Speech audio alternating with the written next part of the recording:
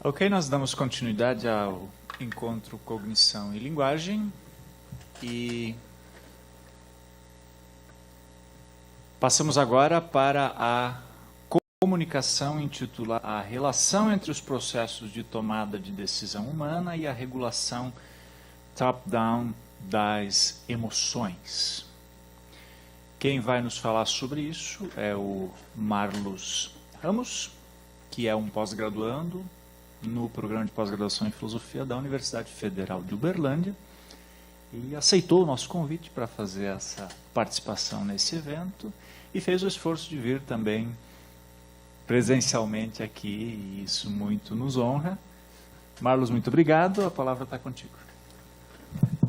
Boa tarde, obrigado, César.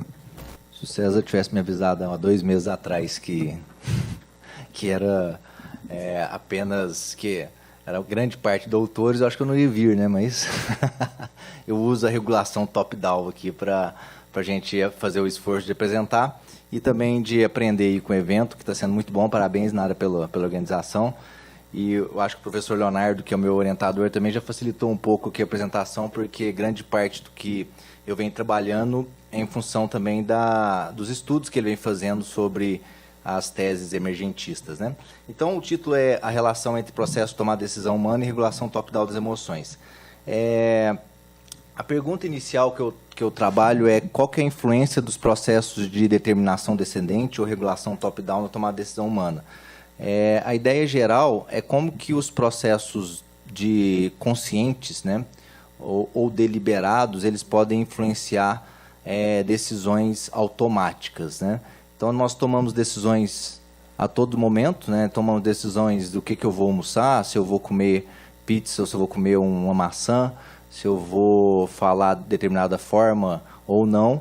E aí, como que a influência dos processos mentais conscientes pode influenciar, principalmente aqueles processos de biofeedback, processos automáticos afetivos, né? Esse é o problema de pesquisa. Só para falar também, eu estou na parte final do fechamento da dissertação, então algumas coisas ainda estou fazendo aqueles links assim, finais, mas esse é o caminho que nós estamos percorrendo. E aí eu acho que o Léo já falou algumas coisas aqui, principalmente no sentido que os processos mentais no nosso estudo são propriedades biológicas, né? Então a gente vem dessa linha da biologia evolutiva, né? Então essa é a primeira questão. A segunda questão é que o processo de tomar decisão ele é influenciado tanto por processos conscientes quanto afetivos. Esses processos afetivos a gente considera que são processos automáticos, né? E também por processos conscientes. A gente entende que esses dois processos eles são importantes no processo de tomada de decisão.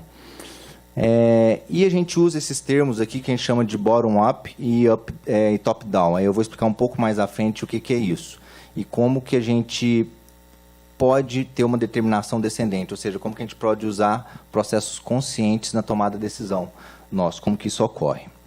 Bom, então, essa foto ali ilustra um pouco ali o que a gente vem trabalhando, que é o processo de tomada de decisão, né?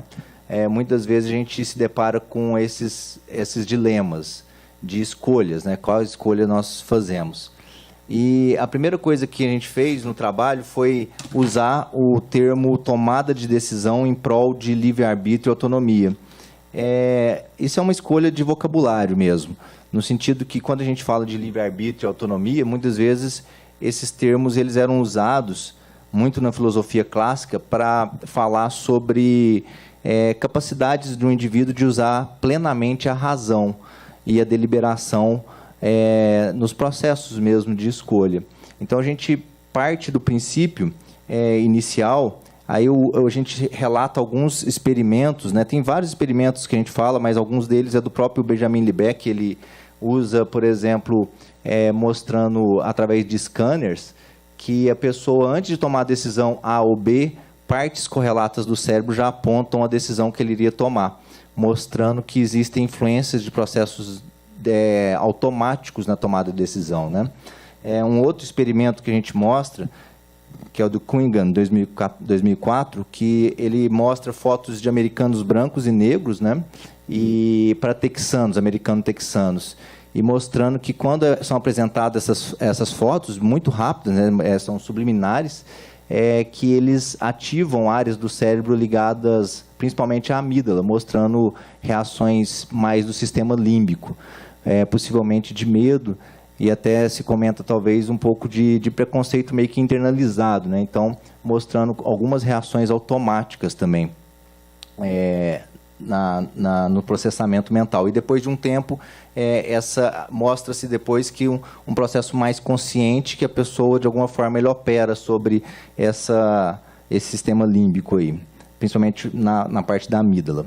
E tem um outro também, esse experimento aqui de Ernest Paulus, que a gente usa bastante aí na dissertação, mostrando o processo de escolha. É uma pessoa que pode ter uma escolha A, B ou C, vamos dizer assim, eu não sei se eu escolho para comer uma pizza, uma salada, ou eu não como nada. E dentro desses processos de escolha, num primeiro momento de escolha, é acessado tanto a parte cognitiva quanto a parte afetiva. Ele mostra isso, mostrando que todas as etapas da escolha, desde a avaliação, execução e processamento dos resultados, áreas ligadas à parte cognitiva e afetiva são acessadas, né?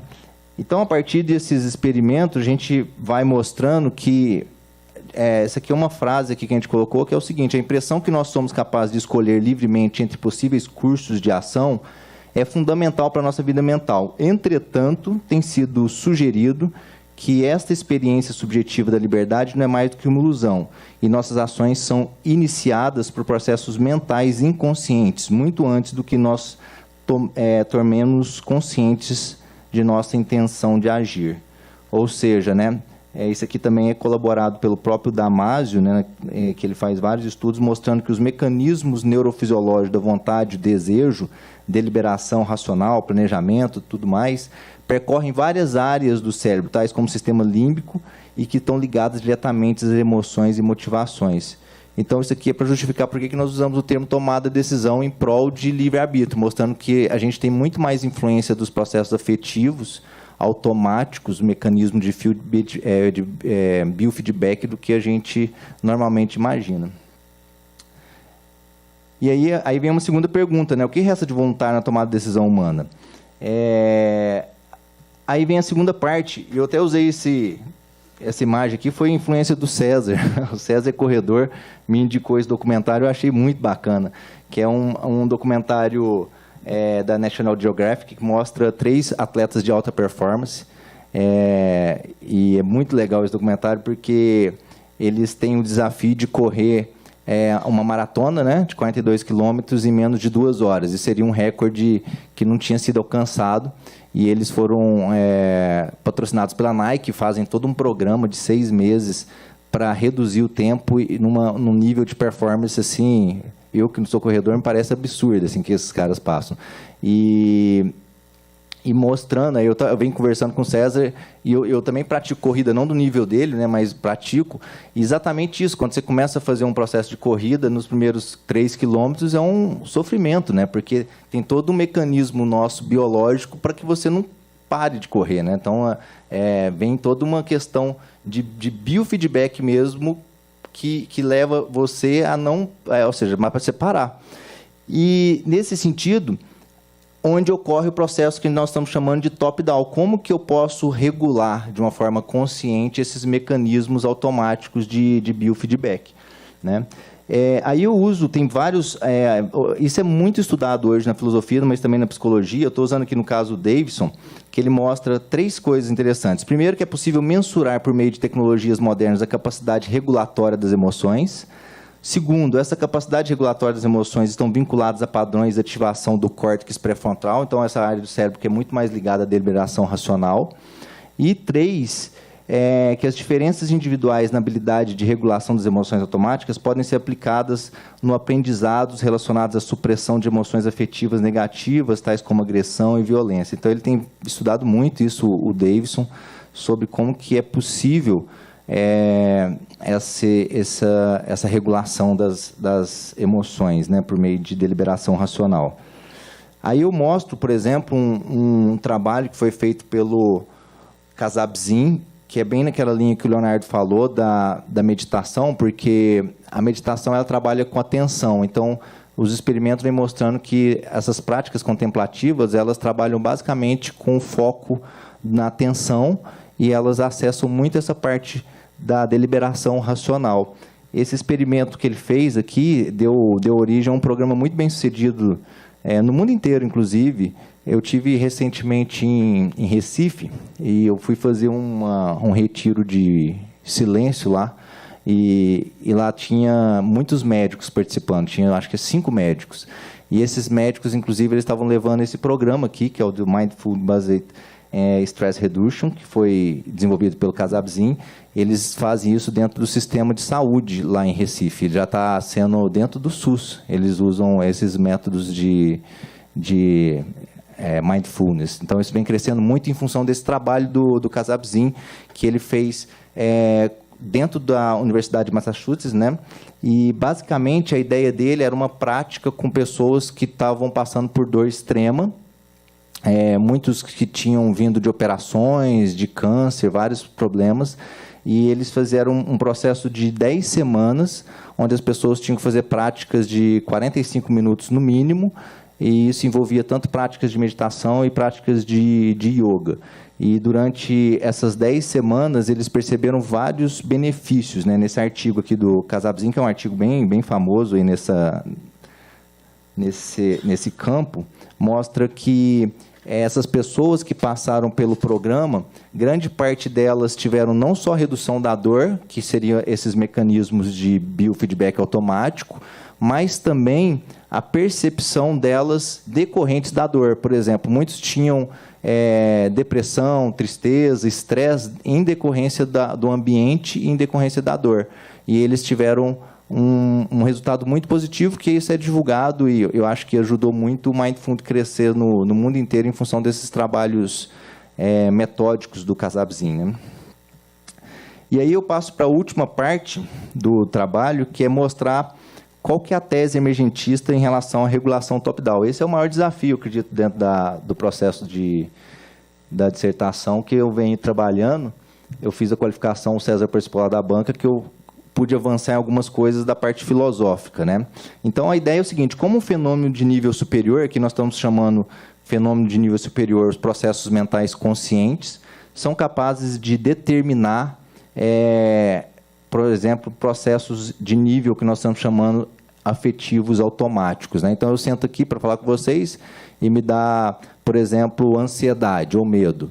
Como que eu uso a deliberação racional, o processo consciente, para eu operar nesse nível? E agora mesmo eu mudar um processo automático, né? Ou no processo, por exemplo, de escolha de comida. Muitas vezes a gente vai comer muito mais do que eu preciso de uma forma automática. Como que eu consigo operar nesse nível, né? Então, a ideia, e acho que o Léo me ajudou um pouco, porque ele já adiantou algumas coisas, primeiro, que a gente trabalha com a ideia de que processos mentais são físicos, né? Então, a gente não trabalha com a ideia do dualismo, seja de propriedade ou substâncias, né? Esses processos mentais, eles são propriedades emergentes de nível superior. Por que propriedades emergentes de nível superior?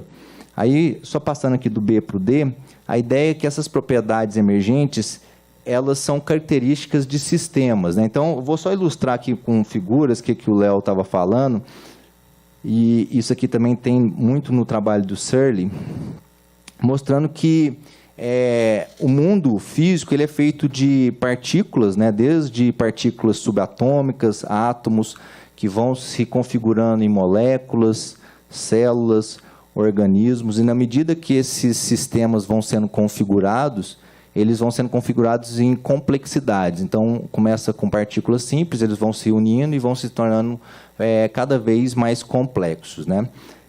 E a ideia é que, à medida que esses sistemas vão ficando mais complexos, essas propriedades emergentes, ali no D, se caracterizam por processos como forças, campos físicos de diferentes níveis, estratificações e complexidades.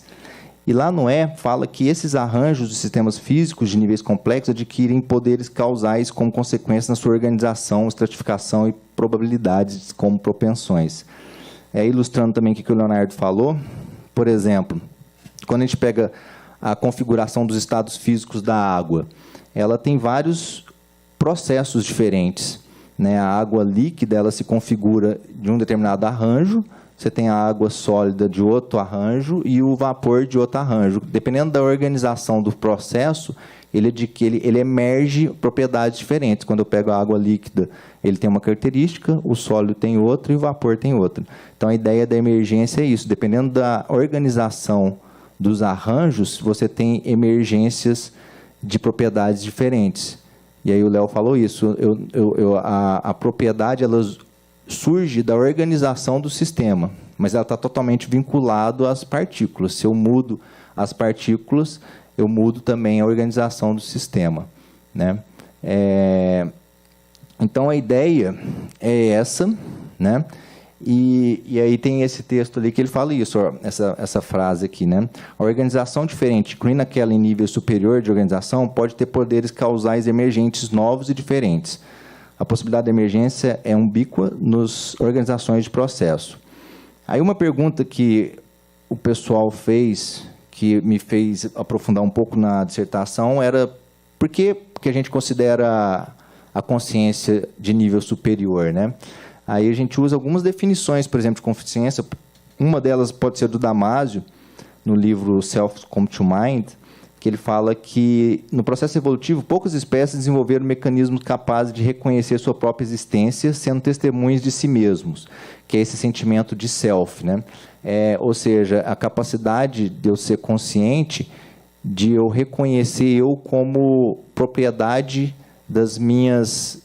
propriedade de primeira pessoa, a minha capacidade de eu me reconhecer como sendo dono dos meus estados, né? E sendo capaz de realizar uma investigação introspectiva em primeira pessoa. Então, a consciência nos permite experimentar os mapas como imagens, manipular essas imagens e aplicar sobre elas o raciocínio.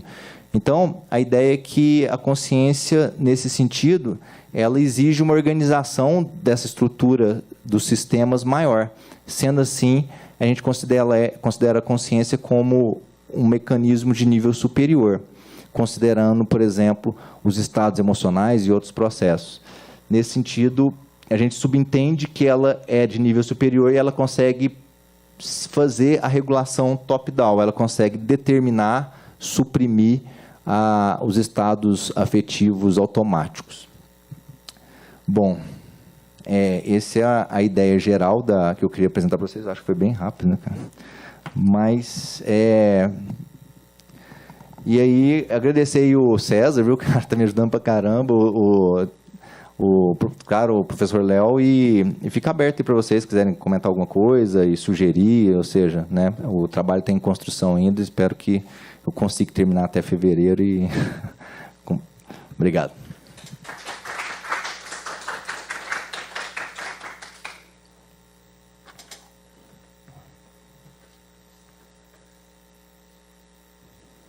Dizer que tu cumpriu rigorosamente o tempo que tu tinha. Eu estava pegando a plaquinha para te avisar e aí tu... Perguntas? Oi. Eu sou meio leigo no assunto, mas só para saber um pouquinho da perspectiva da questão da responsabilização moral, como é que fica nessa visão? Da responsabilização moral? Isso. Não sei se vocês estudam alguma coisa em relação a isso, a partir do que você falou. Sim, cara, a gente até tem um capítulo sobre isso. A gente está indo muito na linha na linha da ética. Ela, de alguma forma, ela tem algumas convergências com a teoria de virtudes de Aristóteles, no sentido de que essa deliberação racional, ela, por meio do hábito, eu consigo, de alguma forma, controlar, que ele chama de... O Aristóteles, por exemplo, ele fala da acrasia, né? Que muitas vezes nós, de alguma forma, tomamos... eu penso em fazer alguma coisa e acabo fazendo outra, por automatismo. Então, vamos, por exemplo, assim, no trânsito, né? O cara me xinga e, de alguma forma automática, eu vou lá e xingo ele. Ou seja, né? Muitas vezes as decisões... automáticas, elas acabam sendo impulsivas. Então, no sentido da teoria da virtude, mostrando que ele fala na questão do hábito. Então, nesse sentido, essa linha que a gente estuda, ela se aproxima de alguma forma com a teoria da virtude de Aristóteles. E também, de alguma forma, da de Hume também, mostrando quando ele fala da influência das paixões, né, e como que isso determina nossos comportamentos. E ela se distancia, ao meu ponto de vista, de algumas outras linhas, né, por exemplo, da kantiana, ou seja, né, eu acho que nesse sentido a gente se aproxima muito da teoria moral de Aristóteles e Hume, de forma geral, assim. Ok, obrigado. Mais questões? Nara? Na verdade, obrigada primeiro pela sua fala. Não é bem uma questão, é que eu me desconcentrei no final da sua fala, eu queria que você retomasse um pouquinho como que você está dizendo que os processos, né, de consciência, né, mais sofisticados, como que eles controlam os mais básicos, né, as emoções e tal, a partir da emergência dos elementos do sistema. Foi isso que você falou? Então, sim. Você pode falar um pouquinho mais sobre isso? Esse é o ponto mais difícil de explicar. mas é exatamente onde que nós estamos tentando aprofundar. A ideia, então, é que sistemas mais complexos, né, por exemplo, aí nós estamos... Por uma questão de vocabulário, a gente define que a consciência seria Isso o próprio Searle fala, o Damasio fala, que a consciência seria um nível de complexidade na natureza, uma das mais complexas, né? Tanto é que poucas espécies são capazes de ter um nível de consciência, só a espécie humana, né? E, nesse sentido, que esses níveis de complexidade que vem da organização de células nervosas, do cérebro, elas são capazes, de alguma forma, de suprimir mecanismos de biofeedback, que seria, no nosso vocabulário aqui, seria o bottom-up, né? Por exemplo, assim, naquele exemplo, né? Você me agride e eu te agrido também. Então, seria uma reação automática muito ligada a questões afetivas. Quando a gente fala questões afetivas, ligada à atuação das emoções. E aí, por exemplo, quando eles pegam experimentos, nesse sentido, a psicologia ela tem avanços assim, muito interessantes. Não tanto filosóficos, mas ela tem avanços no sentido de mostrar que... e também na parte... E muitos estudos na parte da moralidade, mostrando que as reações elas são muito automáticas, em grande parte. O sistema límbico, o sistema reptiliano, ele atua de forma muito automática nas nossas decisões do nosso dia a dia. Então, a ideia é que, mostrar aqui para você, algumas linhas mostrando que essas organizações de níveis mais complexos, elas conseguem, em alguma medida, adquirir poderes causais emergentes.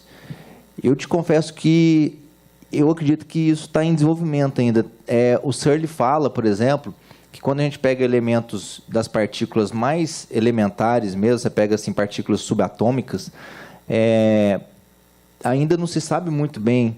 Por exemplo, ele fala que isso é constituído de massa, de ondas, então parece que falta avanços para se saber assim, como que se tem essa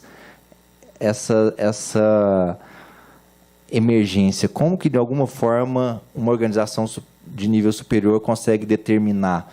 Quando a gente pega os experimentos, isso é evidente, assim, de alguma forma existe essa capacidade de determinação.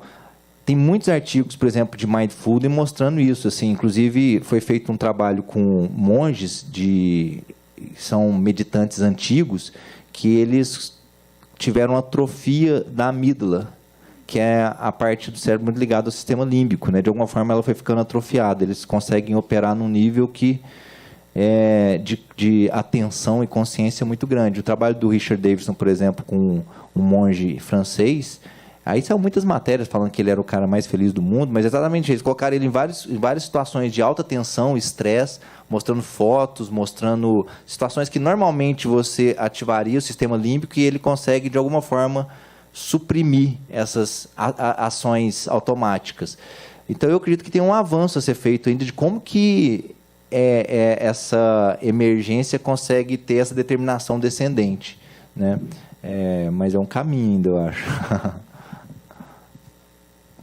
Carlos?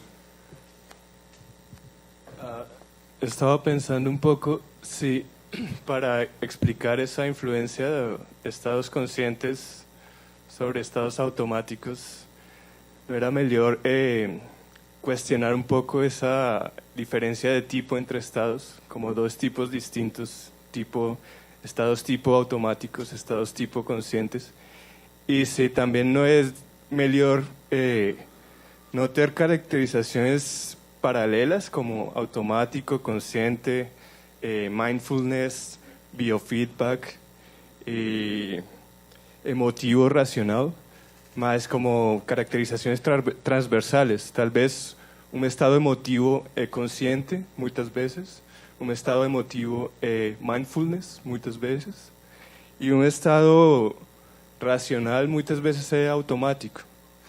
Tal vez es mejor como tener uma classificação mais transversal e não uma classificação... O Searle, inclusive, ele fala isso na Redescoberta da Mente, que você pode fazer vários tipos de classificação, tipo de cima para baixo, ou de causalidade transversal. São só recortes, eu concordo contigo, ele até cita isso, que é possível você fazer várias... negócio falou paralelos ou de cima para baixo, isso que foi só uma escolha metodológica, mas é uma possibilidade, que ele inclusive cita exatamente o que você falou no Redescoberta da Mente. Mas como eu acredito que eles estavam interessados nessa questão das partículas mais elementares para níveis de sistemas mais complexos, eu acredito que foi um recorte que eles fizeram e aí veio essa questão do top-down, né? Mas é muito... Eu já recebi críticas em relação a essa escolha também, que eu acho que faz parte, né? Ok. Tempo esgotado? Não tem mais tempo. Margaret Thatcher. Obrigado pela sua